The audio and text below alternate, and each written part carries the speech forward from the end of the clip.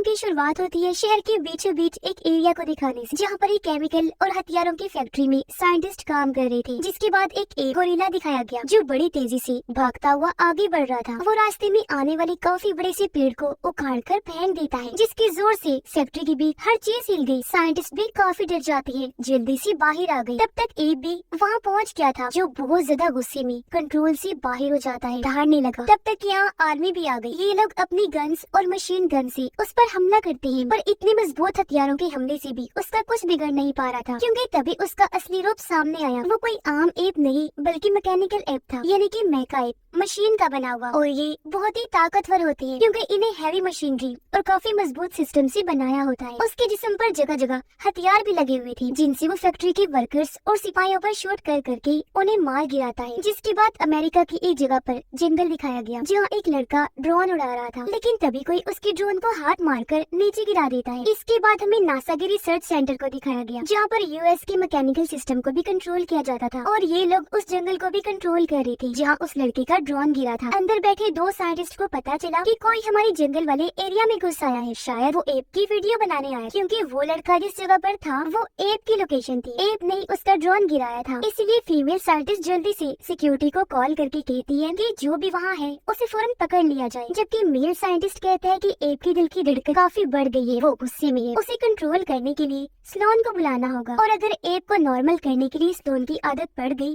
तो काफी मुश्किल होगी। स्लोन असल में इनकी सीनियर साइंटिस्ट थी, जो एप की दोस्त भी थी, उसके साथ खेला करती थी। जिसके बाद हमें स्लोन दिखाई गई, जो भी इस जगह पर पहुंच जाती है। उसकी साइंटिस्ट दोस्त उसे सारी बात बता देती है कि एप की हालत बहुत खराब है, वो शदीद गुस्से में है, इसीलिए उसने ड्रोन भी फेंक गिराया। मेल साइंटिस्ट उसे बताता है कि हमने ड्रोन उड़ाने वाले लड़के को भी पकड़ लिया है। इसीलिए स्लोन और उसकी साइंटिस्ट दोस्त लड़के से पूछताछ करने जाती है, जो पेशे से प्रोफेसर था। दोनों उससे पूछती है कि तुम हमारे एरिया में क्यों आए थे। वो कहता है मैं तो नहीं आया, मैं तो बाढ़ की दूसरी साइड पर था। स्लोन कहती है पर ये ड्रोन तो तुम्हारा था ना, हमारे एरिया में आया है, इस बात को तुमने माना भी है। वो कहता है कि हाँ मेरा ही है, पर मैंने कुछ गलत तो नहीं किया। स्लोन पूछती है अच्छा ये बताओ तुम्हें एप की वीडियो बनाने के लिए यहाँ किसने भेजा था। इस पर वो ये बात टालकर नासा के कामों को बुरा भला कहने लगता है, और क्योंकि ये लोग नासा के लिए ही काम कर रहे थे, इसलिए वो इनको बातें सुनाने लगा कि नासा के काम देखो, एप को पहले स्पेस आसमान में स्टडी के लिए भेज दिया, और अब जब वो म्यूटेट होकर पूरी तरह बदल कर वापिस आया है तो तुम लोग उसे कंट्रोल ही नहीं कर पा रहे हो। इस पर स्लोन को गुस्सा आ गया। वो कहती है कि एप की सेहत की और सारी जिम्मेदारियां मेरी है, तुम्हारा मसला नहीं है, अपने काम से काम लो। जो कहकर वो उसे यहाँ से भेज देती है। उसके साथी साइंटिस्ट स्लोन को बताती है कि एप को जल्द से जल्द यहाँ से दूसरी जगह भेजने का कहा गया है। स्लोन कहती है कि मैं एप को किसी बंद जगह पर नहीं रख सकती, क्योंकि ये चीज उसके लिए ठीक नहीं होगी। ये कहकर स्लोन अब्राहम एप के पास जाती है। उसके पास पर्पल रोशनी भी थी, जिसकी मदद से वो एप को कंट्रोल भी कर सकती थी। एप का साइज काफी बड़ा था। स्लोन उसे खेलने का कहती है, पर इस वक्त वो गुस्से में था, उसका खेलने का मूड नहीं था। तब स्लोन उसे समझाती है कि तुम्हें नॉर्मल रहना होगा तब तक जब तक तुम्हारे खून में एलियन के डीएनए को टेस्ट किया जा रहा है। ये बोलकर वो यहाँ से चली गई। अब हम एक कपल को देखते हैं, जो उसी जगह पर आए थे जहाँ मेका एप ने हमला करके सब कुछ बर्बाद कर दिया था। बहुत सारे लोगों को मारा भी था, इसलिए वहाँ खून पड़ा हुआ था। औरत एक जगह पर हाथ लगाकर कहती है कि हमारे मरे हुए बेटे का सिर्फ यही खून बचा है, क्योंकि इन्हें वहाँ से अपने बेटे की अंगूठी मिली थी। वो कहती है कि मेरा बेटा हमारे मुल्क की होने वाली शान था। यहाँ बच्चे की डैड भी थी, जिसका नाम आर्नोल्ड था, जो दूसरे मुल्क की इंटेलिजेंस एजेंसी का डायरेक्टर था। ये जिस मुल्क से थी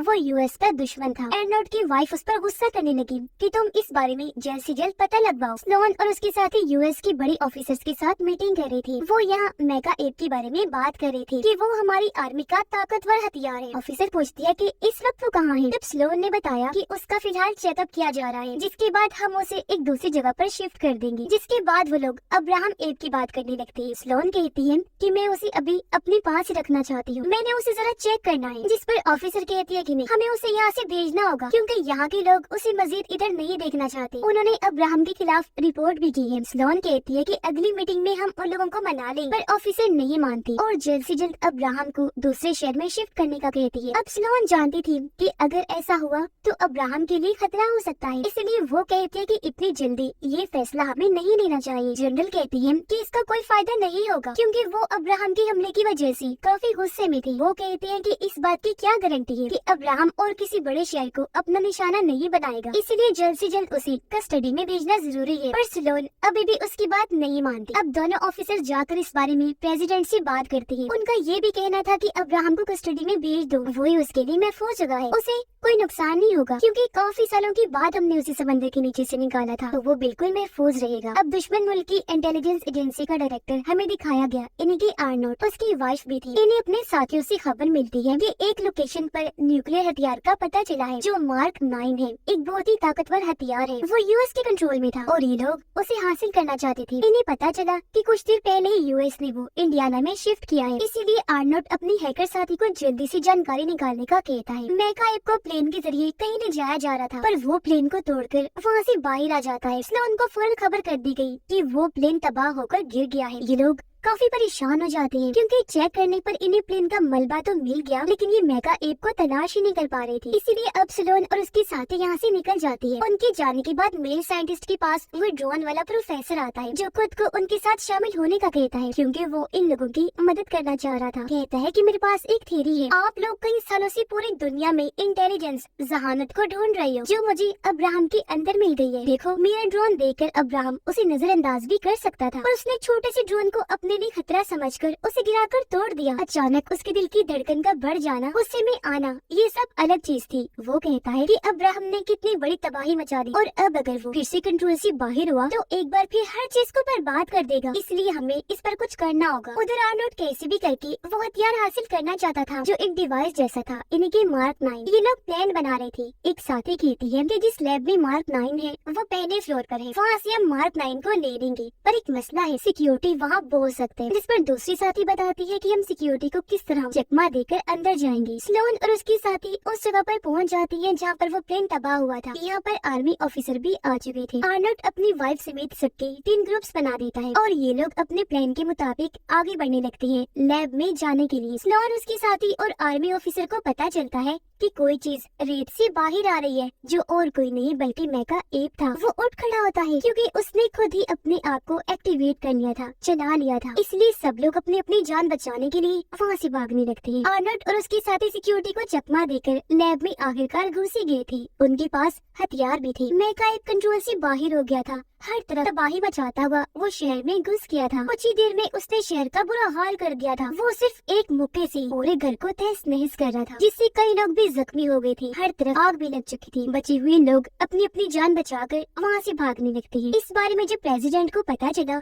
तो वो अपनी ऑफिसर पर काफी गुस्सा करने लगता है। पूछता है कि ये हथियार मेका वेपन अचानक इतना खतरनाक कैसे हो गया है, किस तरह ये बिगड़ गया, तुमने उस पर ध्यान क्यों नहीं दिया। इसलिए अब वो हुक्म देता है कि इसे जल्द से जल्द बंद किया जाए। गाड़ी के जरिए स्लोन और उसके साथी भी उस जगह पहुंच जाती है जहाँ मेका एप था। स्लोन गाड़ी से उतरकर उस तरफ भागी जहाँ वो जा रहा था। वो काफी ऊंची बिल्डिंग की छत पर जाकर मेका एप के ऊपर कूद पड़ती है। अभी भी वो क्योंकि इसे कंट्रोल नहीं कर पा रही थी, इसलिए वो उसके अंदर घुस जाती है ताकि इसके सिस्टम को रोक सके। यहाँ उसे पता चला कि मेका एप का सिस्टम तो किसी ने हैक करके अपने कंट्रोल में कर लिया है, जब भी वो इस तरह कंट्रोल से बाहर हो गया है। इस बारे में वो फौरन अपनी साथी को बताती है। ये भी कहने लगी कि जिसने मेका एप को हैक किया उसने इसके कोऑर्डिनेट्स भी बदल दिए जो सिग्नल्स की तरह काम करते हैं, यानी कि वो अब मेका एप को अपनी किसी खास लोकेशन पर भेज रहे थे। एप का सिक्योरिटी सिस्टम स्लोन को ये सब कुछ बदलने से रोक रहा था, यानी कि वो मेका एप को रीसेट नहीं कर पा रहे, मतलब दोबारा पहले वाली हालत में लाने में, इसीलिए उसे कंट्रोल कर पाना मुश्किल हो रहा था। स्लोन अपनी साथी को उन कोऑर्डिनेट्स का बताकर लोकेशन पता करने को कहती है, यानी जहाँ ये मेका एप जा रहा था। उधर आर्नोल्ड और उसकी टीम उस हथियार मार्क 9 को चुरा चुके थे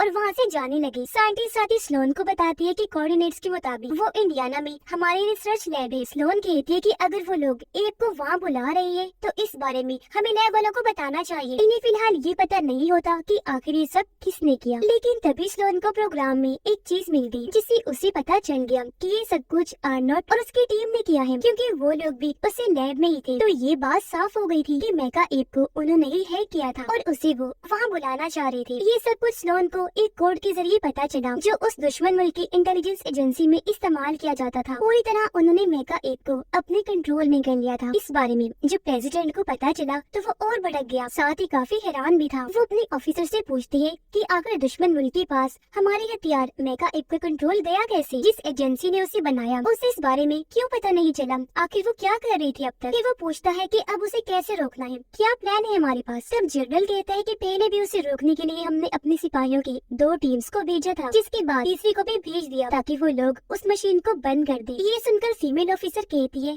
कि ये नहीं करना चाहिए था, क्योंकि मेका एक चलता फिरता हथियार है। उसने पहले भी दोनों टीम्स को बुरी तरह खत्म कर दिया है। प्रेसिडेंट को भी उसकी ये बात सही लगी। वो कहता है कि मैं इस तरह अपनी आर्मी को मरते हुए नहीं देख सकता, इसीलिए अब हमें वहाँ अब्राहम एब को भेजना होगा, क्योंकि मैं जल्द से जल्द ये सब बंद करवाना चाहता हूँ। इसके अलावा हमारे पास और कोई रास्ता नहीं है। स्लोन मेका एब के अंदर 2 हथियारों के सिस्टम को बंद कर देती है, जिससे आर्नोट और उसकी टीम काफी परेशान हो गई, क्योंकि समझ गई थी कि एब के अंदर कोई मौजूद है। तो अब वो मेका एब को ठीक से कंट्रोल नहीं कर पा रही थी। वो भी तोड़फोड़ करते हुए उस लैब के पास पहुंच गया था और वहाँ से एक न्यूक्लियर हथियार मार्क 9 को उठा लेता है। यूएस के ऑफिसर्स 2 हेलीकॉप्टर्स लेकर वहाँ पहुँच गए ताकि अब्राहम को अपने साथ ले जा सके। यहाँ साइंटिस्ट और प्रोफेसर उन्हें मना करते हैं कि उसे इतनी जल्दी मत लेकर जाओ। प्रोफेसर भी उन्हें समझाता है कि ये फैसला ठीक नहीं, क्योंकि अब्राहम को अभी ये बात पता नहीं है कि जमीन मेरा घर है, क्योंकि उसे स्टडी के लिए स्पेस में भेज दिया गया था। तो अभी भी उसे यही लगता है कि स्पेस ही मेरा घर है, इसीलिए वो जमीन को बचाने के लिए कभी भी लड़ाई नहीं करेगा। ये सुनकर ऑफिसर्स उन्हें मेका एब के बारे में बताने लगे और कहते हैं कि अब्राहम उससे लड़ेगा, क्योंकि मेका एब के अंदर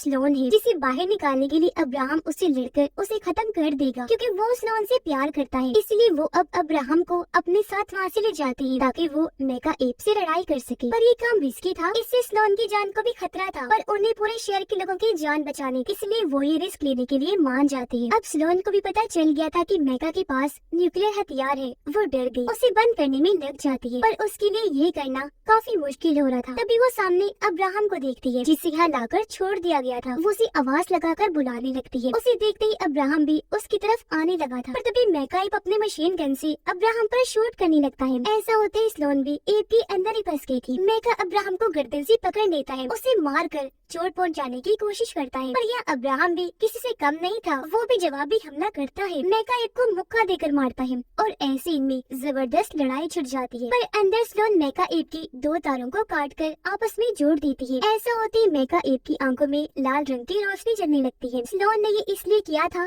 ताकि अब्राहम को मेका एब से दूर कर सके, क्योंकि ये चीज उसने अब्राहम को सिखाई हुई थी, लाल रोशनी देखते ही दूर हट जाना है। इसके बाद स्लोन फीमेल ऑफिसर को कॉल करके बताती है कि एक ताकतवर न्यूक्लियर हथियार को मेका एब के साथ लगाया गया है। तो दुश्मन मुल्क की इंटेलिजेंस एजेंसी शिकागो में उस हथियार के जरिए धमाका करवाना चाहती थी, और क्योंकि इस वक्त मेका एब भी उनके कंट्रोल में था, इसीलिए वो शिकागो को जल्दी खाली करवाने का कहती है और अब्राहम को यहाँ से ले जाने का, क्योंकि वो काफी जख्मी हो गया था। प्रेसिडेंट ये सब जानकर कहता है कि हमें मेका एब को शिकागो पहुँचने से कैसे भी करके रोकना होगा। वो स्लोन को कहता है कि अगर न्यूक्लियर हथियार वाला बॉम्ब एक्टिवेट हो गया तो तुम्हें उसके फटने से पहले ही किसी जगह पर फेंकना होगा, एक ऐसी जगह जो बहुत ज्यादा गहरी हो, ताकि इस धमाके का असर आस पास हो भी तो कम ही हो। खबरों में दिखाया गया कि किस तरह मेका एब ने एक पूरे शहर को बर्बाद कर दिया था और अब वो दूसरे शहर की तरफ बढ़ रहा था, और क्योंकि स्लोन उसकी तारों को काट रही थी, इसीलिए उसकी ताकतें कम होती जा रही। आर्नोट की वाइफ अपने हस्बैंड को कहती है कि जब हम वापस जाएंगे तो इंटेलिजेंस एजेंसी हमें पकड़ने के लिए पहले ही वहाँ मौजूद होगी, जिससे हम समझ पाए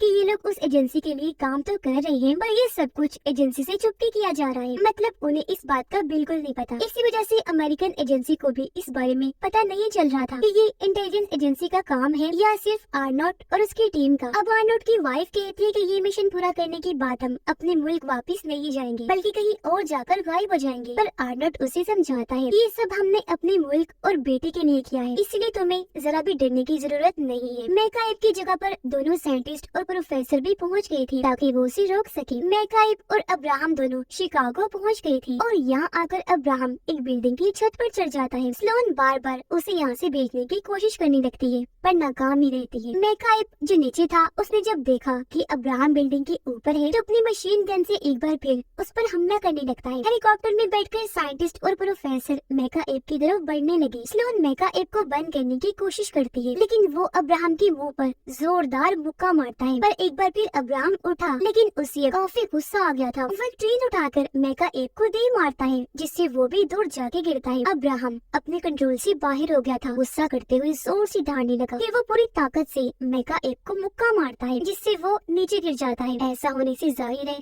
स्लोन भी अब खतरे में थी। प्लेन में बैठा साइंटिस्ट बताता है कि अब्राहम ने मेका एप की गलत हिस्से को डैमेज कर दिया है और अगर वो इस तरह उसकी धुलाई करता रहा तो मेका एप का सिस्टम गर्म होने लगेगा, जिससे धमाका भी हो सकता है। इसीलिए हमें कैसे भी करके अब्राहम को रोकना होगा। स्लोन को भी काफी मुश्किल का सामना करना पड़ रहा था, लेकिन वो मेन तारों को सिस्टम से अलग कर देती है ताकि मेका एप बंद हो जाए और बम फटने न पाए। लेकिन इससे उल्टा ही असर होता है, मेका एप और ताकतवर बन जाता है। एक बार फिर उठा अब्राहम पर अपनी मशीन गन से भारी हमला कर देता है, जिससे अब्राहम इतना जख्मी हो गया कि छत से नीचे गिर जाता है। उसे देखने से लग रहा था जैसे वो मर गया है, जो देख सभी काफी परेशान हो जाते हैं। लेकिन अगले ही पल वो हिलने लगा तो सबको तसल्ली हुई। साथ ही वो काफी हैरान भी रह जाते हैं, क्योंकि उन्हें लग रहा था कि वो मेका एप के इस ताकतवर हमले से खुद को बचा नहीं पाएगा। तो प्रोफेसर उन्हें बताता है कि ये सब कुछ उस एलियन डीएनए की वजह से है, जो उसके खून में है, जिससे वो अपने जख्मों को दोबारा ठीक करने में कामयाब रहा था। साथ ही उसकी पावर्स और एक्टिवेट हो गई थी। एक बार फिर वो खड़ा होकर मेका एप से भिड़ जाता है, अपने खतरनाक हमले करने लगता है। वो बिना रुके ही उसे मारता जा रहा था, इसलिए स्लोन उसे रुकने का कहती है। और उसकी किस्मत अच्छी थी, वो एग्जिट डोर खोलकर वहाँ से बाहर आने में कामयाब हो जाती है। जबकि मेका एप और अब्राहम जोरदार लड़ाई चल रही। अब्राहम उस पर भारी पड़ने लगा। वो मेका एप का एक बाजू उखेड़कर अलग कर देता है, फिर उसे उठा लेता है ताकि पटक कर नीचे मारे। पर तभी स्लोन मौका देखकर उसका ध्यान अपनी तरफ करती है, कहने लगी चलो अब्राहम मेरे पीछे आओ, गेम खेलते हैं। ये सुनकर वो मेका एप को उठाकर उसके पीछे भागने लगता है, ये सोचकर